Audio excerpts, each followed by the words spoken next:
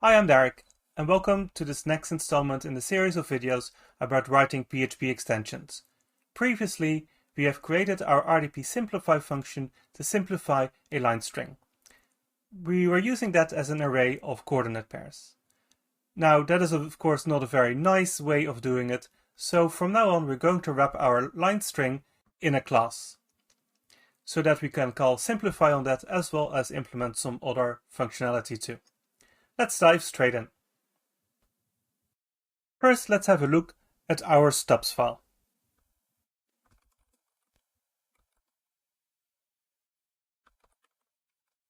At the moment, we only have our RDP simplify function here. We are going to keep that, but we want to put this in the top level namespace, so we'll have to specify our namespace here.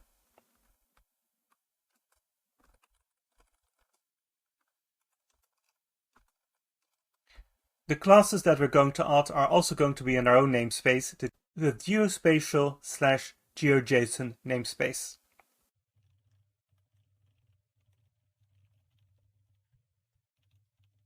It is convention to use the name of your extension as the top level namespace here. In there we now have created our GeoJSON namespace in which we're going to define our classes. For now we'll just start with our line string.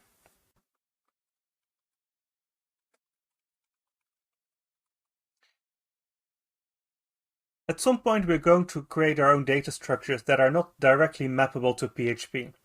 Because of this, it's very common to use a final class to prevent later issues with this. In case we do come up with a reason why we don't want to have a final class, we can always remove the keyword later.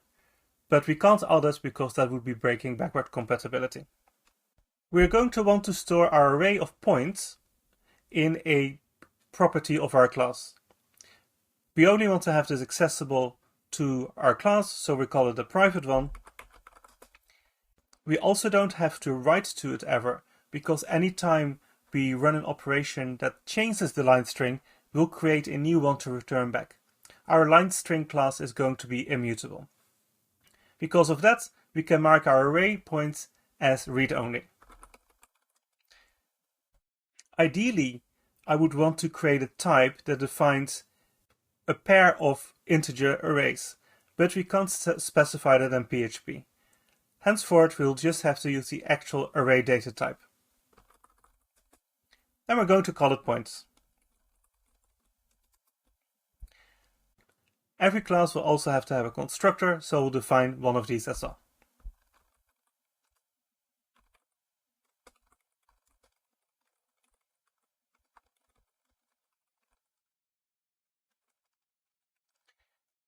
The implementation of this class is going to happen inside our C implementation, so we're not going to have to do anything here. However, we do need to make sure that we close our class definition. Now we can run make and see what happens. We get a message that our new arcinfo.h file has been created. Let's open this up to see what's in there.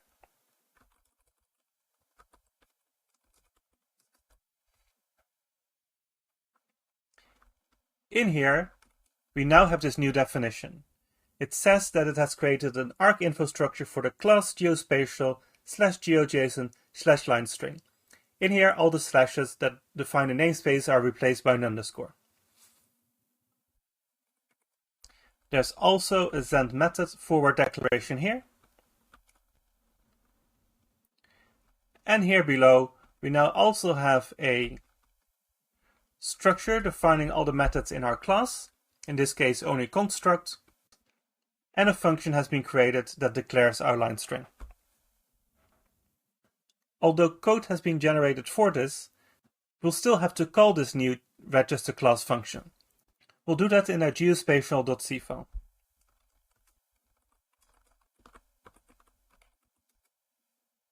A registration of a class creates a send class entry structure. This structure defines how a class looks like. At some point, we might want to do anything with that, so there's always a common good idea to store this information as a global variable. I shall add that as well. These are called send class entry pointers, And as convention, we use the same name as our fully qualified class name.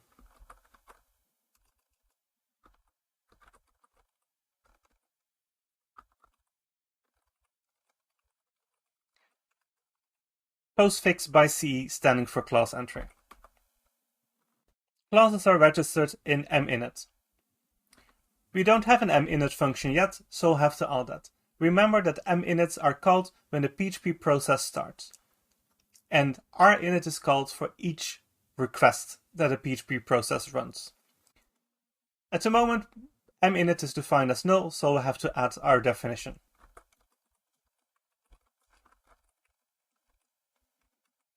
And let's make sure that it aligns.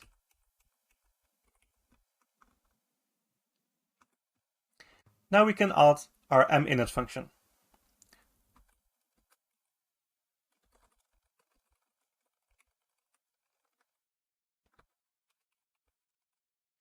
The name inside the parentheses is the name of our class.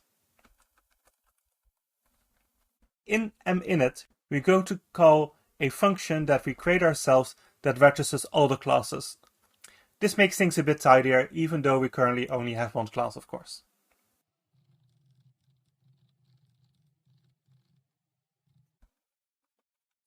We'll define this function as well, in which we call the function that has been generated from the stubs.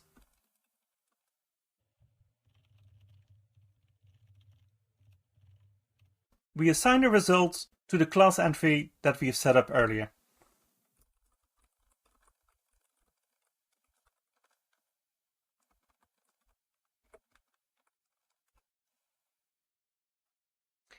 Now let us compile this again. It compiles fine. Let's see what happens when we run the tests. The tests that we have had so far both failed. Let's find out why. If we scroll up, we see the following error message. And in there it says there's an undefined symbol. Zim, which stands for Zend internal method, then the name of our class file, postfix by the name of the method, which is construct in this case. Basically, this tells us that when the extension was being loaded, it couldn't actually find the method. To keep things a bit tidier, I shall not be adding all the functions to the same geospatial.c file, but instead for each class I shall create a separate C file with the name of the class. So let us add that as well. First, we have to change config.m4 to our new file.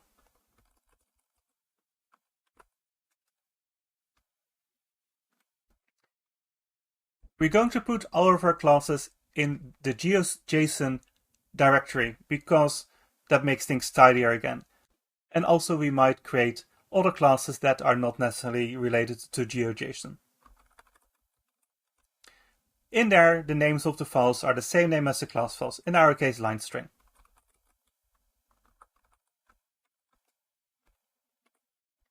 Now, of course, we also have to create this file and folder.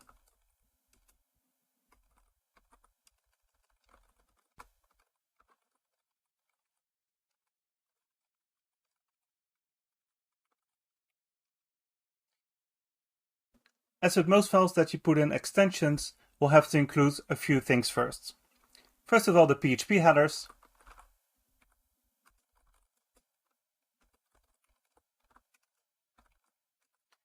Then our extension's primary header.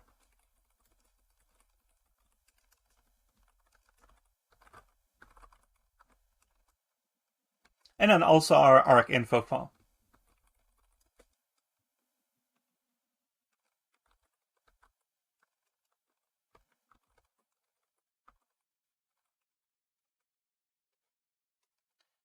For now, we're just going to define our method without having any implementation. We'll fill that in later.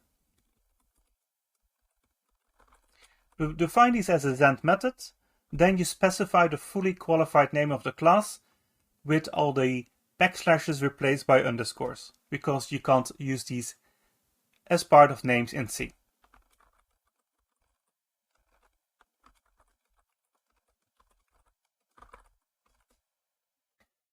And then the second argument, it accepts the method name. Now let us compile this again.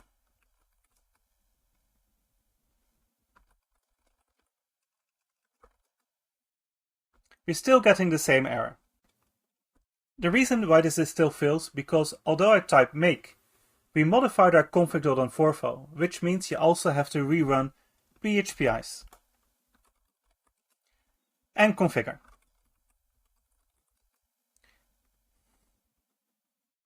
Before we can run make and make tests. Now our tests work again. Of course, our class still doesn't do anything because the only thing we have done is created a stub function definition. What happens if we try to instantiate this class? Well, let's try this out. First I'll run make install so that we have our extension available with PHP. I have now added an ini file that automatically loads the extension for us. You can see that with php -ini.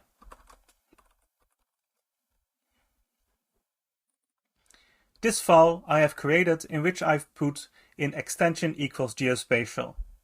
I'll open it up to show you.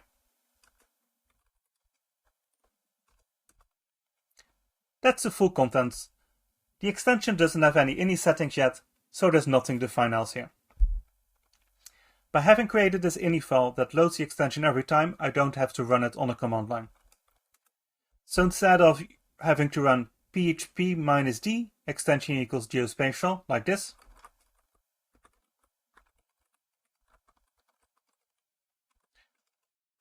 I can now just run it without the argument.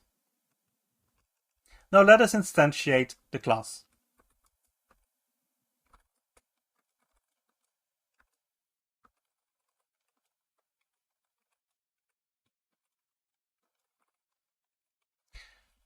As a reminder, this class doesn't actually do anything yet. However, when I run the script, I'm getting an error message. It says there's a fatal error because arcinf and zpp mismatch during the call of this constructor. This is a warning that only shows up if you have PHP compiled in debug mode, which I have done, so I'm going to get this warning. To get around this, we need to make sure that our new method parses or at least accepts the information that is being passed in. Let us now do that.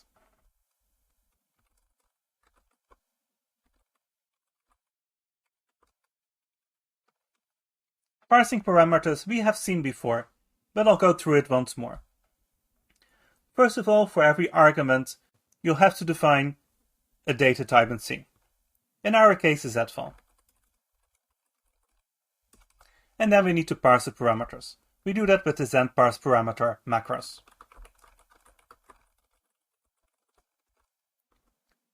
The first argument is the amount of required arguments, and the second one, how many there are allowed in total. In our case, that's both one.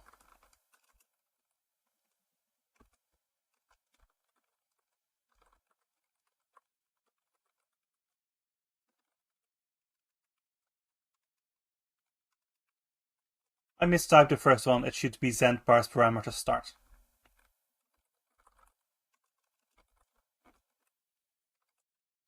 The only argument that we have is an array, so we can specify that too.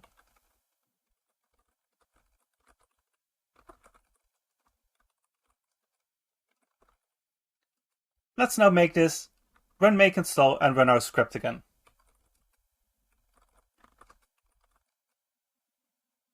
I've made a typo somewhere. It is ZenParseParameters here. It should be ZenParam array. I don't know where my original one came from. I also need to add a semicolon at the end here.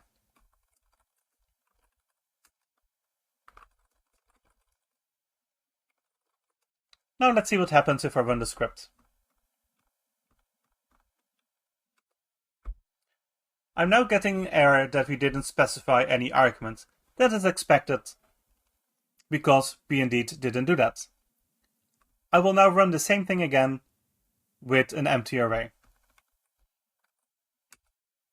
And now we get no error. Let me now run the script again and then var dump our object after passing in at least 2 points in our coordinate array.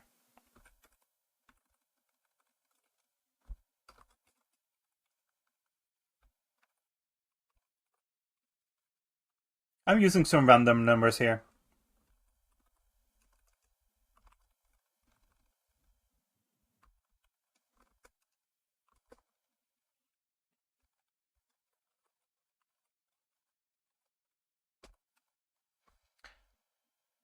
You'll see that even though we pass in an array here, nothing is actually set to the property. That is because although we accepted the data into our constructor, we haven't actually stored it in our property. So that is going to be our next step. As with most things in PHP, there is a macro for this. In this case, it's called sendUpdateProperty.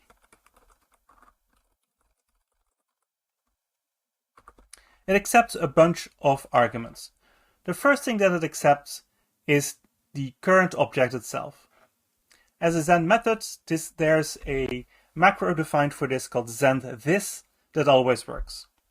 But we do need to access the class entry in there. We do that with the z-obecep macro. obj send for object and ce for class entry, and a p for pointer. And then we can use the magic macro sendThis. This tells sendUpdateProperty what the class entry is for which we have to update our property. The second argument is for our object itself, for which you use sendObject without a ce. The third argument is the name of the property. And the fourth one, the length of the property name. In our case, we'll use strlen for this, for the C compiler to sort this out for us. And lastly, you need to specify the data that we're going to store here. In this case, it's our points zfall, so we specify that. That should be all that is necessary to assign the incoming points array to our property. I'll compile this and then we can run our little command line script again.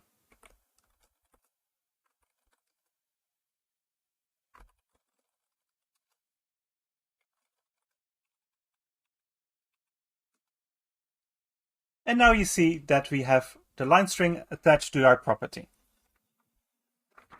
Now we have created our object and it accepts a points array as arguments to the constructor.